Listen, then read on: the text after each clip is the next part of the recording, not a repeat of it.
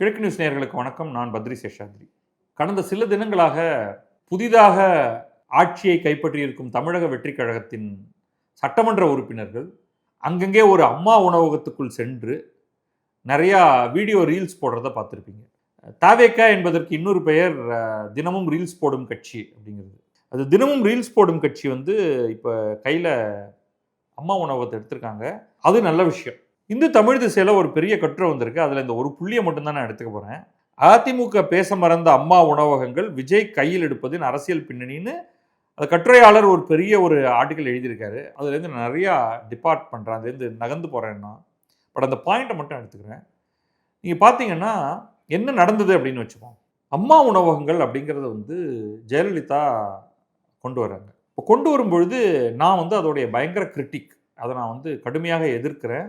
அதற்கு சில காரணங்கள் இருக்குது. நான் அப்போ நிறைய அனாலிசிஸ்லாம் பண்ணி என்னுடைய பிளாகில் நம்பர்ஸ்லேருந்து எல்லாம் போட்டு இது எல்லாமே ஆஃப் பட்ஜெட்டாக பண்ணாங்க. என்ன பண்ணிட்டாங்க, அப்போ ஒட்டுமொத்தமாக அது 2011 தேர்தல் வெற்றிக்கு பிறகு அடுத்து உள்ளாட்சி தேர்தல் வந்தது. உள்ளாட்சி தேர்தலில் எங்கே பார்த்தாலும் இவங்க தான் ஜெயித்தாங்க, அதிமுக தான் ஜெயிச்சது. அந்த தேர்தல் அந்த உள்ளாட்சி தேர்தல் வெற்றிக்கு பிறகு கொஞ்ச நாள் கழித்து தான் இது அம்மா உணவகம் வந்தது. அப்போ என்ன பண்ணாங்க, முதல்ல சென்னை மாநகராட்சி தலையில் தான் இதை போட்டாங்க தூக்கி. சென்னை மாநகராட்சி, அதாவது தமிழக அரசு அல்ல, தமிழக மாநில அரசு அல்ல, சென்னை மாநகராட்சி பல இடங்களில் அம்மா உணவகம் என்ற பெயரில் மலிவு விலை உணவகங்களை திறக்கும். செலவு இடம் யாரோடது? மாநகராட்சியோட இடம். அதில் பணியாற்றுபவர்களுக்கு அவங்களுக்கு ஏதாவது பைசா கொடுக்கணும். அதுக்கப்புறமா அந்த இடத்தோடைய அப்கீப், அப்புறம் அவங்களுக்கு ரேஷன் கடையிலிருந்து அவங்களுக்கு அரிசி போன்ற பொருட்கள் போயிடும் அட் சப்சிடைஸ்டு ரேட், ரொம்ப குறைவான ரேட்டில். காய்கறிகள் மற்றதெல்லாம் அதுவும் அவங்களுக்கு இந்த அமுதம், சிறப்பங்காடி இந்த மாதிரிலாம் சிலது வச்சுருக்காங்க இல்லையா, அதன் மூலமாக அவங்களுக்கு மலிவு விலையில் பொருட்கள் போயிடும்.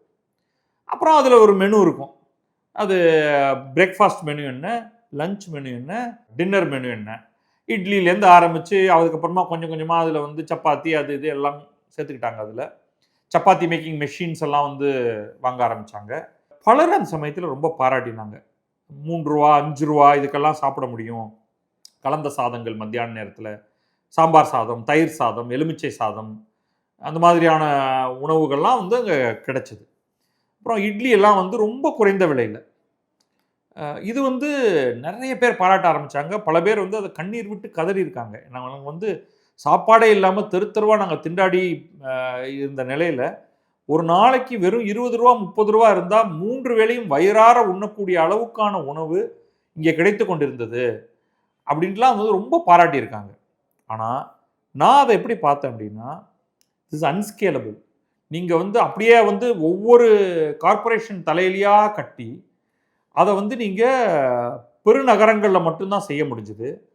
அவர்களுக்கு இதனால் ஒரு பெரிய இழப்பு. ஏன்னா இது அவங்களுடைய பாலிசி கிடையாது, ஸ்டேட் கவர்மெண்ட்டோட பாலிசி. நீங்கள் ஸ்டேட் கவர்மெண்ட் பட்ஜெட்டுக்குள்ளே அதை போடுங்க, உண்மையிலேயே அதுக்கு என்ன ஆகும் அப்படின்னு சொல்லுங்கள். நான் இன்னொன்று சஜஸ்ட் பண்ணது ஆக்சுவல் காஸ்ட் என்ன. நீங்கள் ஏன் 3 ரூபாய்க்கு 5 ரூபாய்க்குன்னு கொடுக்குறீங்க? தரமான உணவு, அது உண்மையிலேயே அதோடைய காஸ்ட் 10 ரூபான்னா நீங்கள் 10 ரூபாய்க்கு கொடுங்க, மக்கள் அதை வாங்கி சாப்பிட்ருப்பாங்க அப்படிங்கிறது தான் என்னுடைய ஒரு கருத்தாக இருந்தது. அந்த சமயத்தில் அவர்களுடைய நீண்ட ஆட்சி காலத்தில் ஒரு குறிப்பிட்ட காலத்துக்கு நடுநடுவில் ஆட்சியிலிருந்து இறங்கி பன்னீர்செல்வத்தை அங்கே உட்கார வைக்க வேண்டி இருந்தது. அதற்கு பிறகு அவர் ஒரு 2 தடவை அந்த மாற்றம் வந்தது. அதுக்கு பிறகு அவர் இறந்து போய்விட்டார். அதுக்கப்புறம் எடப்பாடி பழனிசாமி வந்தார். ஸோ இந்த 10 ஆண்டு காலகட்டத்தில் பார்த்தீங்கன்னா இது ஒரு பெரிய அளவுக்கு இது கையில் எடுக்கப்படல. அது ஒரு குரோத் இல்லை, அது எதிர்பார்த்த அளவுக்கு. ஆனால் ஏதோ வச்சுக்கிட்டு இருந்தாங்க. 2021 திமுக ஜெயிக்குது. ஜெயிச்ச உடனே திமுகவினர் என்ன பண்ணாங்கன்னா, போய் அம்மா உணவகத்தை அடிச்சு நொறுக்கினாங்க. எதுக்குடா அதை போய் அடிச்சு நொறுக்கணும்? அது உடனே அப்பவே போட்டோலாம் வந்தது. அதுக்கப்புறமா இல்லை நாங்கள் இதை நடத்த போகிறோம், இதை நாங்கள்லாம் விட போகிறதில்ல அப்படின்னு சொன்னாங்க. ஸோ அதோடைய ஃபண்டை நிறுத்தினாங்க. அங்கே யாருமே போக மாட்டாங்க. அது ஒரு டார்க் அண்ட் டிங்கி, லைட் இருக்காது. அது இப்போ ஃபண்டை நீங்கள் வித்ட்ரா பண்ணிட்டீங்கன்னா ஆட்டோமேட்டிக்காக அது யாராலையும் ஆப்ரேட் பண்ண முடியாது. ஆனாலும் சில இடங்கள் ஆப்ரேட் ஆகிட்டு இருந்தது, சில இடங்களில் இழுத்து மூடிட்டாங்க. ஸோ அந்த நெக்ஸ்ட் 5 இயர்ஸில் திமுகவுடைய சாதனை அம்மா உணவகத்தை நாசமாக்கியது தான். ஜெயலலிதா ஆரம்பித்து அவர் இருந்த வரைக்கும் இருந்தது. அதற்கு பிறகே அதோடைய ஷீன் போயிடுச்சு. அதிமுகவே அதை பெருசாக ஒன்றும் பண்ணலை, திமுக அதை அழித்தது. ஆனால் விஜய் என்ன பண்ணிட்டார், ரொம்ப கிளியராக அவருக்கு வந்து இது வந்து அவருக்கு ஒரு பவர்ஃபுல்லான விஷயம் அப்படிங்கிறது அவருக்கு புரிஞ்சு போயிடுச்சு. இன்னொன்று வந்து இவருக்கு அந்த நெகட்டிவ் கனெக்ட் கிடையாது. இப்போ திமுக வந்து அம்மா உணவகம் அப்படிங்கிறது இயங்கி அதை மக்கள் மனசார வாயார பாராட்டுறாங்கன்னா அவங்க காதில் அது நாராசமாக தான் ஒலிக்கும். ஏன்னா அம்மா என்றால் ஜெயலலிதா. தமிழ்நாட்டை பொறுத்த வரைக்கும் அம்மா என்றால் ஜெயலலிதா. அதை வந்து கலைஞர் அப்படின்னு பேர் மாற்ற முடியாது. அம்மா உணவகங்கிறதுக்கு பதில் கலைஞர் உணவகம்னா இவங்களுக்கு கவலை இல்லாமல் இருந்திருக்கும். ஆனால் அதில் என்ன பிரச்சனை ஆகும்னா, நாளைக்கு ஆட்சி மாற்றம் வந்துருச்சுன்னா கலைஞர் பெயரால் எக்கச்சக்கமான இடங்களை அவங்க ஏற்படுத்தியிருக்காங்க. நீங்கள் ஒரு இடத்துல நீங்கள் எதிர்க்கட்சியோட இதில் கையை வச்சிங்கன்னா அவங்க என்ன பண்ணுவாங்க, எல்லா இடத்துலேருந்து உங்கள் பேரை அழிச்சிருவாங்க. நீங்கள் வந்து அண்ணா நூற்றாண்டு நூலகம்னா அதை யாரும் அழிக்க மாட்டாங்க. ஏன்னா அண்ணா வந்து பொதுச்சொத்து. விஜயை பொறுத்த வரைக்கும் அந்த பிரச்சனை இல்லை. கலைஞர் பெயரால் இருந்தாலும் அவர் டச்சிங் போட்டுக்கலாம். அம்மா பெயரால் ஜெயலலிதா பெயரால் இருந்தாலும் நான் பண்ணுறேங்க, அம்மா வாழ்க அப்படின்னு சொல்லலாம். புரட்சி தலைவர்னா டபுள் வாழ்கன்னு சொல்லலாம். ஏன்னா அவர் நடிகரும் கூட. நீங்களும் வந்து தலையில் ஒரு குல்லா போட்டுட்டு 2 விரலை காமிச்சிட்டு கூட வந்து நிற்கலாம் விஜயை கூட. பல பாசிபிலிட்டிஸை இது ஓப்பன் பண்ணுது. ஸோ என்ன பண்ணிட்டாங்க, அவங்களுக்கான அந்த ஸ்டாண்டர்ட் மாடல் வந்து இப்போ ஒன்று உருவாக்கியிருக்காங்க. இது வந்து எப்படின்னா, முந்தைய ஆட்சியாளர்களை சொல்லாமல் சொல்லி காட்டுவது. நீங்கள் சொல்லணுங்கிறதே இல்லை, திமுக காரணங்களால தான் இவ்வளோ மோசமாக இருக்குன்ட்டு. ஸோ நீங்கள் போனீங்கன்னா அந்த இடம் மோசமாக தான் இருக்குது. இப்போ நீங்கள் ஸ்ரீரங்கத்தை எடுத்துக்கிட்டிங்கன்னா அங்கே ரமேஷ் அப்படிங்கிறவர் வந்து புதிய சட்டமன்ற உறுப்பினர். அவர் போயிட பார்த்தா அங்கெல்லாம் பார்த்தா ஒரே சாக்கடையாக இருக்குது, இங்கே எல்லோரும் சிறுநீர் கழிக்கிறாங்க, இது எப்படி, இதில் எப்படிங்க மக்கள் சாப்பிடுவாங்க அப்படின்னு சொல்லி அவர் ஆவேசமாக பேசணும், அவ்வளோதான். உடனே ஒரு மல்டிபிள் ஆங்கிளில் அதெல்லாம் ஃபோட்டோ எடுத்துருந்தீங்க நீங்கள், வீடியோ, சாரி ஃபோட்டோ இல்லை, வீடியோ மொபைல் ஃபோனால் வீடியோ எடுத்து லைவ் ப்ராட்காஸ்ட் போட்டு ஸ்டார்டிங்கே அவங்க வந்து ஃபேஸ்புக் லைவ் போட்டுட்டு தான் அவங்க போகிறாங்க உள்ள, இன்ஸ்டா லைவோ தெரியல நமக்கு, ஏதோ ஒன்று வச்சுங்க. உடனே அதுக்கப்புறமா அதை எடிட் பண்ணி ஒரு 30 செகண்டில் அடித்து பின்னிடலாம், பேக்ரவுண்ட் மியூசிக்கெல்லாம் போட்டு. ஸோ அந்த மாதிரியான ஒரு இதில் உடனே ஒரே நேரத்தில் அங்கே பார்த்தீங்கன்னா மதுரையில் வந்து அவர் போய் பார்க்குறாரு எல்லா இடத்துலையும். ஸோ இவங்க எல்லா இடத்துலையும் ஒரேடியாக அட்டாக் போடுறாங்க. அப்போ இதோடைய நோக்கம் என்னன்னா, ஒரு பக்கம் ஏடிஎம்கேக்கு ஒரு சிக்னல், ஏற்கனவே அவங்க 2 பிரிவாக பிரிஞ்சுக்கிட்டு அடிச்சுட்டு இருக்காங்க, வந்தது 3வது இடம், இப்போ 30வது இடத்துக்கு போகிறதுக்கான ஒரு வழியில் அவங்க இறங்கியிருக்காங்க. இப்போ இந்த இடத்துல வந்து நீங்கள் அதிமுக ஒழிகன்னு சொல்லலை, அம்மா வாழ்க அப்படின்னு சொல்கிறீங்க. நாங்கள் வந்து கையில் எடுக்கிறோம், சோறு போடுறோம், கலக்குறோம், தூள் பண்ணுறோம் அப்படின்னு ஜென்சி பாஷையில் பேசி அவங்கள அப்படியே ஈர்க்கும்பொழுது உடனேப்பா என்ன ஒரு அரசியல் நாகரிகம் பார்த்தீங்களா, முந்தைய முதல்வர்கள் செஞ்சதை வந்து அப்படியே வந்து அதை சிந்தாமல் செதறாமல் அதை அப்படியே கொண்டு வந்து திரும்பவும் அதை பழைய க்ளோரி கொண்டு போகிறாங்க அப்படின்னு.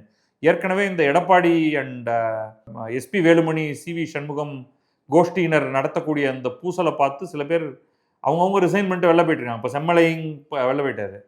அந்த மாதிரி இன்னும் நிறையா பேர் வந்து ரிசைக்னேஷன் கொடுத்துடலாமான்னு பார்க்குறாங்க.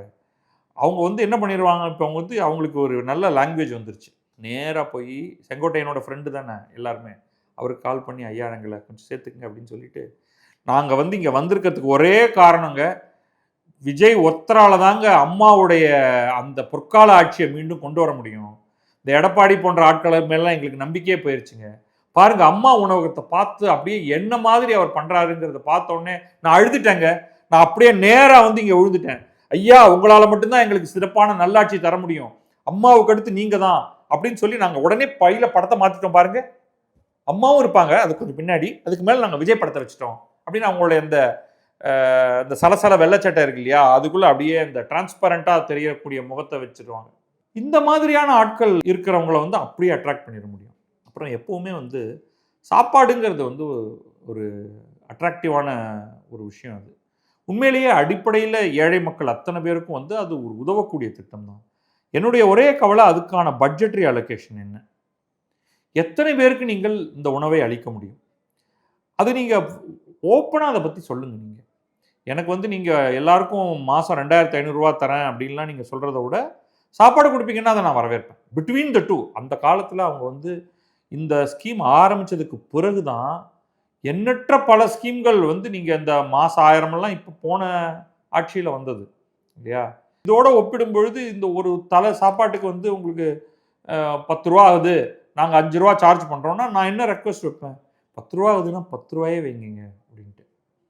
ஏன்னா அந்த சப்சிடியோடைய ப்ராப்ளம் வந்து எப்போவுமே அதோடைய குவாலிட்டி நாசமாக போகும். நீங்கள் செல்ஃப் சஸ்டெயினபிலிட்டி அப்படிங்கிற ஒரு கான்செப்டை உருவாக்கணும்.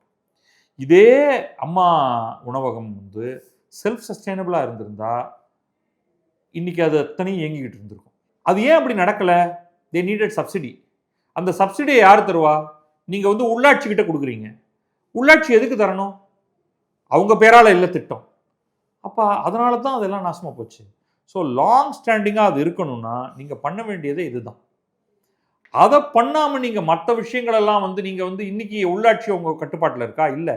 இப்போவே ஒரு ப்ராப்ளத்தை சொல்லிடுறேன். நீங்கள் அம்மா உணவகத்தை மாநகராட்சி அதிகாரிகளுக்கு நாங்கள் வந்து சொல்கிறோம் அப்படின்னு சொல்கிறாங்க. இப்போ நம்ம இந்த ரீல்ஸ் கட்சி இருக்கு இல்லையா, ரீல்ஸ் கட்சி எம்எல்ஏக்கள் வந்து ஒவ்வொரு இடமா போய் நாங்கள் வந்து இதெல்லாத்தையும் சரிப்படுத்துங்க அப்படின்னு நாங்கள் மாநகராட்சி அதிகாரிகள்கிட்ட சொல்லியிருக்கோம் அப்படின்னு சொல்கிறாங்க. மாநகராட்சி அதிகாரிகள் உங்கள்கிட்ட ரிப்போர்ட் பண்ணுறாங்களா? It's a problem. திருச்சி மாநகராட்சி அந்த மேயருடைய கட்டுப்பாட்டில் வருது. ஆனால் நீங்கள் என்ன பண்ணுறீங்க? கமிஷனரை நீங்கள் அப்பாயிண்ட் பண்ணுறீங்க. அப்போ வந்து ஒரு டியூவல் சிஸ்டம் வருது. ஆன் வாட் பேசிஸ் அந்த மாநகராட்சி அதிகாரிகள் என்ன கேட்பாங்கன்னா, சார் பட்ஜெட் இல்லையே சார் அப்படிம்பாங்க. பட்ஜெட் எங்கே வரும்?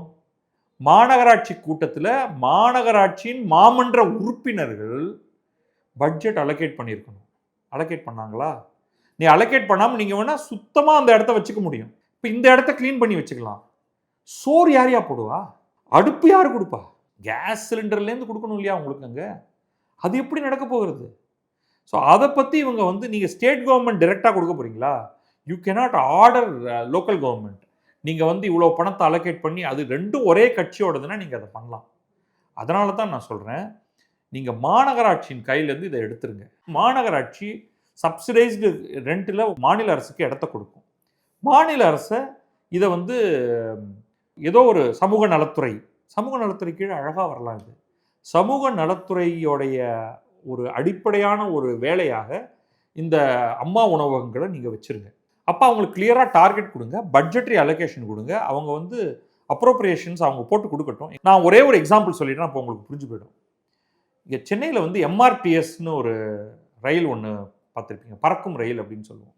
அது எவ்வளவு மோசமானதாக இருக்கும் அப்படின்னா, நீங்கள் ஒரு ஸ்டேஷன் எம்ஆர்டிஎஸ் ஸ்டேஷனுக்குள்ளே போய் பார்த்துருக்கீங்களா அப்படின்னு தெரியாது. ஒரு 3 மாடி இருக்கும். முதல்ல வந்து அதை ரொம்ப கேர்ஃபுல்லாக பக்கிங்காம் கால்வாய் மேலே கட்டியிருக்காங்க. அப்போ தான் நிறையா கொசு உள்ளே வரும், எல்லாரையும் கடிக்கும் அப்படிங்கிறதுக்காக.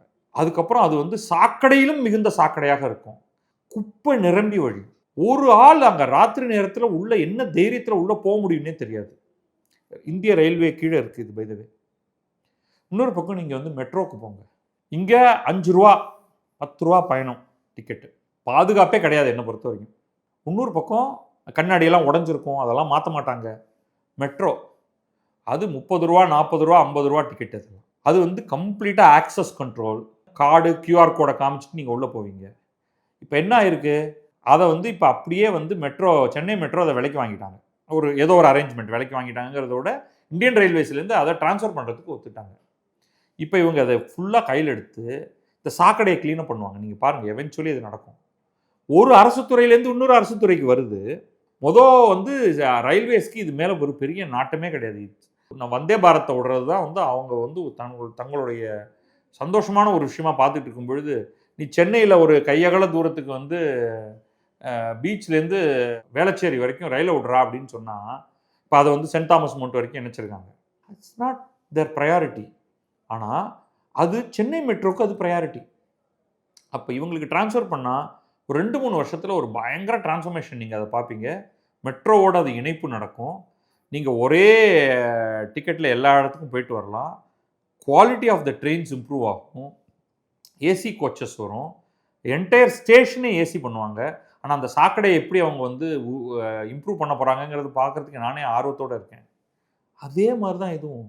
நீங்கள் கார்பரேஷன் கையில் அது கொடுக்குற வரைக்கும் அது சிறப்பானதாக இருக்கிறதுக்கான வாய்ப்பே கிடையாது. 10 கார்பரேஷன் அதை அவங்கவுங்க ஊரில் இருக்கிறத இயக்கிக்கிட்டு இருக்கணும். மாறாக சமூக நலத்துறையிட்ட கொடுத்து அதை சிறப்பான ஒன்றாக மாற்றி அதுக்கு பட்ஜெட்ரி அலோகேஷன் கொடுத்து சப்சிடியாகவோ அல்லது அட் காஸ்ட்டோ ரன் பண்ணுங்க அப்படின்னு சொன்னீங்கன்னா இட் இஸ் ஒர்த் இட். இதுதான் நம்ம கேட்குறது. சஸ்டெயினபிளாக மாற்றுங்க, பட்ஜெட்டுக்குள்ளே கொண்டு வந்துருங்க.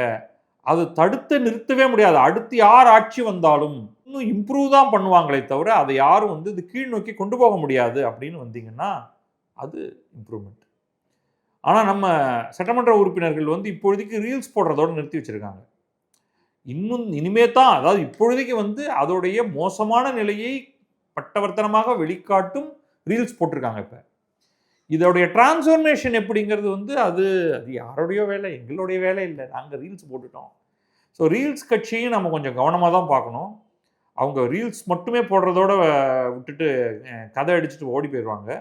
நாம் வந்து ஆட்சிக்கு அறிவுரை சொல்லக்கூடிய ஒருவராக இருக்கிறோம். அதை அவங்க எடுத்துக்கிறாங்களா இல்லையோ அப்படிங்கிறது வேற. ஆலோசனை, அறிவுரை நீங்கள் எப்படி வேணாலும் வச்சுக்கோங்க.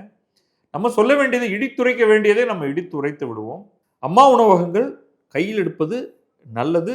சரியான முறையில் மாநில அரசு அதை நேரடியாக தன்னுடைய கைக்குள் எடுத்துக்கொண்டு அதற்கான பட்ஜெட்டை தன்னுடைய நிதிநிலை அறிக்கையில் சேர்த்து போட வேண்டும்.